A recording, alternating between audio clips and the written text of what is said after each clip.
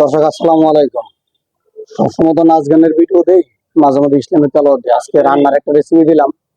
রান্না বান্না নিয়ে দিচ্ছে অনেকে রেসিপি দেন, কিন্তু রেসিপি গুলো একটু জোর ঝামেলা বেশি থাকে। আসলে রান্না বান্না হলো একটা শিল্প।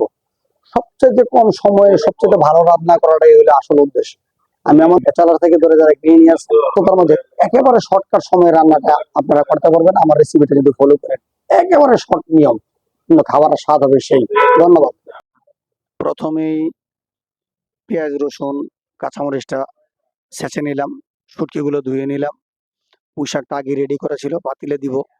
একেবারে সহজ রেসিপি। সবকটা মশলা একসাথে দিয়ে দিলাম, শুটকিটা ঢেলে দিলাম, কিচ্ছু না, একেবারে ইজি টিপ।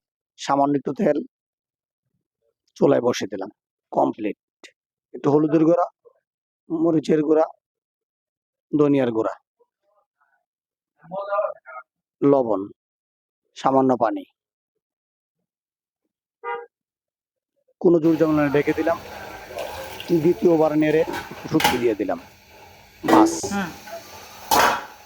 তরকারি হয়ে গেল। এখন উঠিয়ে নিব। মাশাল্লাহ, দুর্দান্ত রেসিপি।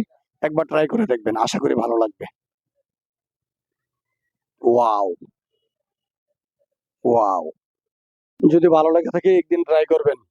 এর চেয়ে সহজ কোনো রেসিপি আপনাদেরকে আর কেউ দিবে না। একেবারে গোপনীয় রেসিপি। সবকিছু মিলাবেন, রান্না করবেন। সামনে আরো ভালো ভালো রেসিপি নিয়ে আপনাদের সামনে হাজির হব। লাইক কমেন্ট শেয়ারে জানাবেন। কোনো মতামত থাকলে কমেন্ট করবেন। ধন্যবাদ।